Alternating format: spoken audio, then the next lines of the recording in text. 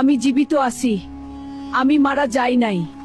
এবার খালেদা জিয়ার কবরে ঘটে গেল এক অলৌকিক ঘটনা। আজ রাতে খালেদা জিয়ার কবর থেকে কেমন যেন একটা ভয়ঙ্কর শব্দ এবং দোয়া বের হচ্ছিল, যা দেখে সেখানে উপস্থিত থাকা সবাই হতভম্ব হয়ে গেছে। আমি জিজ্ঞাসা করছি ওনাকে আপনি কই থেকে আসছেন, বললো যে আমি গোরস্থান থেকে উঠে আসছি। মারা গেছে, আমরা মাটিও দিছি তো ওনাকে আমরা মাটিও দিছি।